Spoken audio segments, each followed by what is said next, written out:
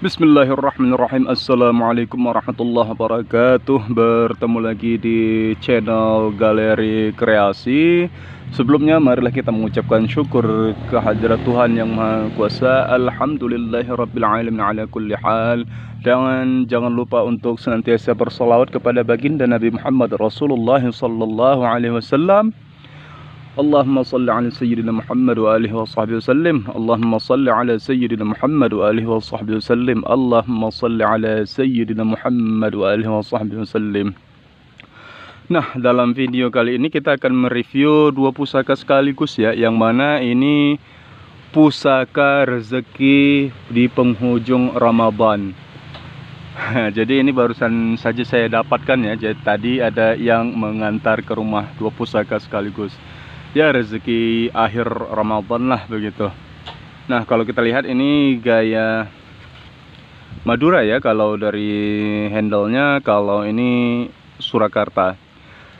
Bagi penonton yang belum subscribe, mohon di subscribe terlebih dahulu dan jangan lupa klik tombol loncengnya agar mengetahui update video saya yang terbaru, dan tentunya itu pemantik semangat saya untuk terus berkreasi dalam membuat konten pusaka Nusantara. Nah, tanpa berlama-lama, mari kita langsung review saja ya. Ini pusaka yang pertama. Nah, kalau kita lihat ini pendok ya. Ini kalau kita lihat, kuat feeling saya ini sepertinya perak lawas ini. Karena kalau alpaka karakternya setahu saya ya, yang sepengalaman saya tidak seperti ini. Ini saya estimasi perak lawas. Nanti ini akan saya bawa ke toko emas ya untuk pengecekannya ya, untuk lebih pastinya. Tetapi saya lebih kuat ini dugaannya perak. Begitu.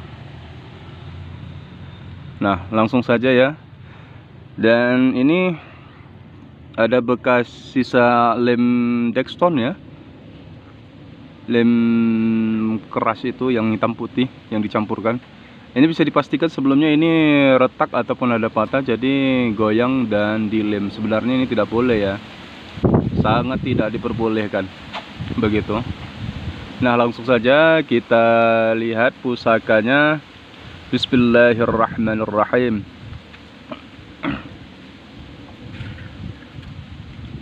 Wish, masih tertutup dengan bekas atau sisa minyak misik. Jadi kalau kita lihat ini kerisnya keris tua ya, keris sepuh dengan dapur. Kalau kita lihat ada kembang kacang di dua sisi. Ini masuk kepada keris Karno Tinanding dengan look 1, 2, 3, 4, 5, 6, 7, 8, 9. Karno Tinanding look 9.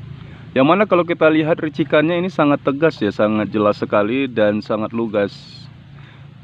Jadi untuk pijatannya jelas, dalam, kemudian bilahnya tebal ya. Dan ini tergolong utuh, dan untuk gerenangnya masih utuh. Dan kita lihat gliger sapinya sangat tegas sekali.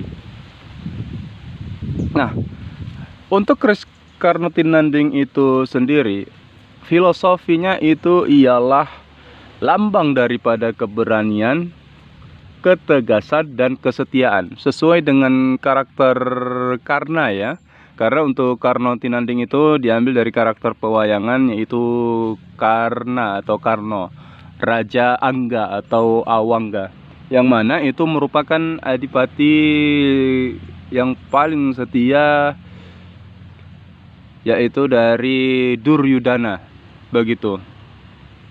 Jadi seperti yang kita ketahui dalam kisah Mahabharata itu ada perebutan kekuasaan ya di Hastinapura begitu. Jadi yang mana seharusnya itu dari pihak Pandawa yang berkuasa ya, tetapi untuk kekuasaan itu ternyata diambil oleh para Kurawa begitu. Nah, yang mana untuk Duryudana ini memiliki seorang panglima atau adipati yang sangat setia, yaitu Karna.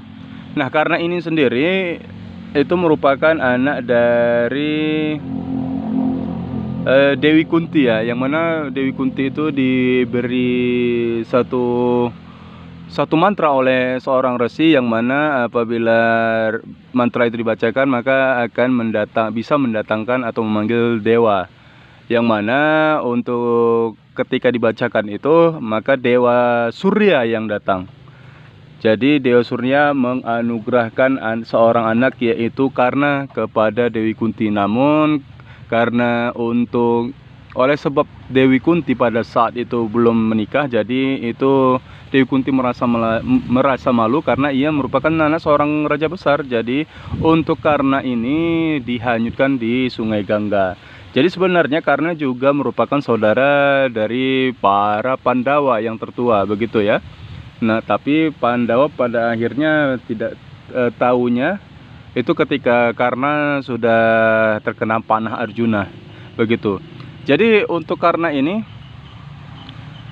dia berani, tangguh, dan setia. Karena dia sudah bersumpah bahwasannya dia akan setia kepada Duryudana. Walaupun pada akhirnya ia tahu bahwasannya Pandawa itu ialah saudaranya, tetapi karena sumpah setianya, dia tetap membela para Kurawa, begitu. Jadi untuk filosofi keris ini ya perlambang dari karakter Karna, berani, tegas, dan setia, begitu. Dan kalau kita lihat dari pamornya ya, ini pamor miring. Pamornya miring ya, walaupun ini ditutup misik dan kara, tetapi kita masih bisa melihat ya. Sebentar, mudah-mudahan nampak di kamera. Ini masuknya pamor miring, yaitu pamor Nogo Rangsang. Dia seperti Belarak Sineret, tetapi posisi terbalik. Kalau Belarak Sineret dia posisinya ke atas seperti ini, tapi kalau Nogo Rangsang dia Belarak Sineret yang posisinya terbalik ke bawah, begitu. Dapat kita saksikan ya. Nah, ini Nogo Rangsang, atau disebut juga Belarak apa gitu ya, lupa saya. Belarak Nyirit. Nah, Belarak Nyirit Sungsang. Jadi Nogo Rangsang itu juga memiliki nama lainnya, yaitu Belarak Nyirit Sungsang, begitu. Jadi Nogo Rangsang ataupun Belarak Nyirit Sungsang itu sama, begitu ya. Nah, untuk pamornya sendiri itu juga melambangkan kewibawaan. Jadi untuk dapur kerisnya kewibawaan, keberanian, ketegasan, dan kesetiaannya. Dan untuk dari pamornya sendiri ini juga melambangkan kewibawaan dan ketegasan, begitu. Kalau dari segi pembuatan, pamor Nogo Rangsang ini termasuk dengan pamor rekan ya, yang memang dirancang dengan teknik pamor yang miring, begitu. Jadi ya sangat indah sekali, sangat cantik. Nah, kalau ini ya seperti pada umumnya di lokasian ya, kalau orang yang di dusun-dusun itu yang memiliki keris, memang kebanyakan ini selalu direkatkan ini dengan perekat dilem. Sebenarnya ini tidak boleh. Jadi ini nanti akan kita coba rebus ya, untuk membongkar, kita membuka pesinya ya. Jadi ini termasuk gambling juga ya, apakah pesinya di dalam ini utuh. Tetapi mudah-mudahan utuh, begitu.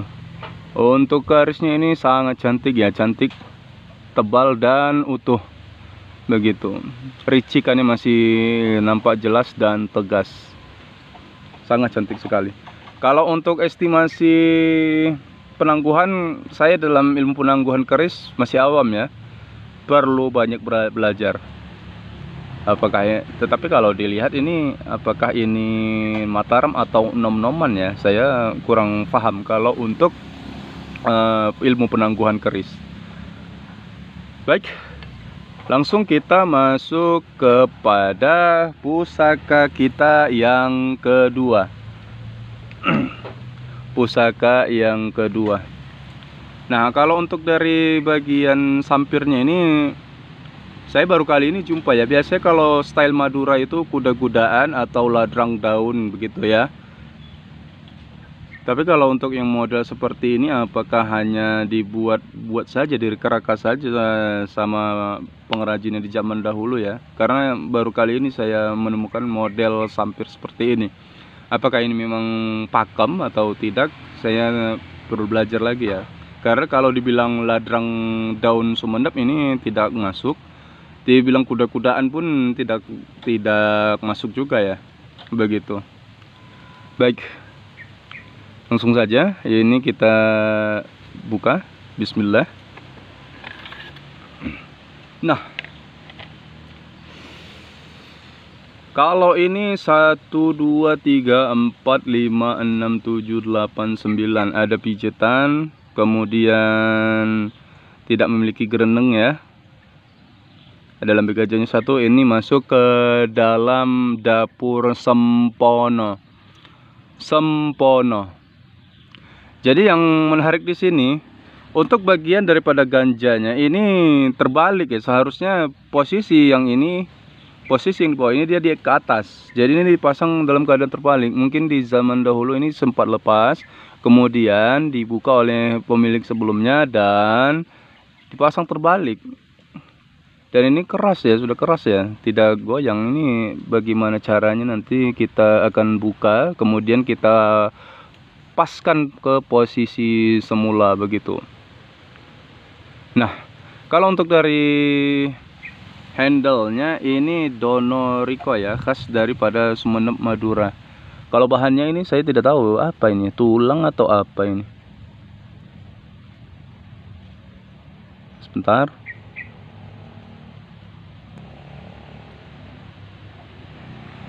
Kalau saya melihat ini lebih kepada resin sih. Entah ini bawaannya entah tidak, saya tidak tahu ya. Ini lebih kepada resin yang diukir. Begitu. Kalau untuk tuanya keris ini termasuk keris tua. Bisa, apakah di zaman dulu sudah ada resin ya? Saya tidak tahu pasti. Apakah ini tulang? Tetapi kalau tulang ini tidak ya. Ini karena ada sisa bekas seperti terbakar ini. Ya ini resin ini. Ya terbuat dari resin ya. Dengan ganja yang terbalik. Sempono ini sendiri merupakan keris yang memiliki filosofi cita-cita ataupun harapan ya, yang mana diharapkan pemegangnya ini memiliki cita-cita yang luhur untuk bisa berguna bagi sesama. Karena untuk dapurnya sendiri memiliki filosofi seperti itu, cita-cita atau harapan yang mulia begitu. Kalau untuk dari bilahnya ini ada beberapa bagian yang korosi ya, sudah termakan. Ini sudah termakan, ada gropes ini. Nah kita lihat,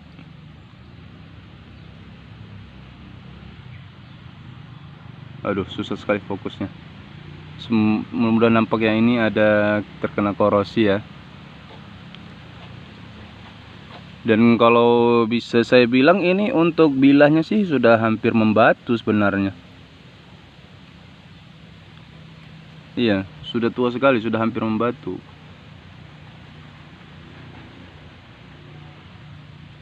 Sangat cantik sekali.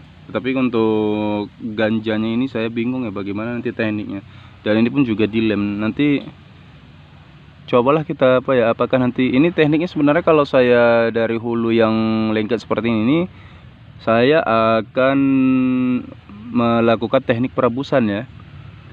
Namun apakah nanti untuk hulunya ini akan meleleh, saya tidak tahu juga ya. Apakah resin itu kalau direbus dia akan meleleh. Tapi nanti kita coba. Begitu untuk melepaskan hulunya, kemudian kalau bisa ini untuk bagian daripada ganjanya akan kita kembalikan ke posisinya begitu. Ya, beginilah untuk upaya kita dalam melestarikan pusaka Nusantara ya. Jadi saya sendiri cenderung itu berminat kepada pusaka Sumatera ya, atau Melayu. Karena saya sendiri memang orang Melayu ya, tetapi kalau ada orang yang datang kepada kita untuk menawarkan sebuah pusaka, itu berarti memang kita diamanahkan begitu. Jadi memang takdirnya atau jodohnya pusaka itu kalau memang jadi dan kita mampu memaharinya, itu memang jodoh kita. Jadi kita jangan memilih-milih ya dalam melestarikan pusaka ya, begitu. Walaupun saya lebih cenderung minat ke pusaka-pusaka Melayu, tapi kalau ada yang datang dan mengantarkan pusaka Jawa, saya terima juga untuk menyelamatkan warisan leluhur kita yang adiluhung begitu. Baik, sampai di sini dulu video kali ini. Terima kasih sudah menonton. Jangan lupa sekali lagi mohon klik subscribe dan tombol loncengnya ya. Semoga yang klik subscribe dan tombol loncengnya, saya doakan panjang umurnya, murah rezekinya, sehat dan sejahtera selalu. Baik, terima kasih. Assalamualaikum warahmatullahi wabarakatuh.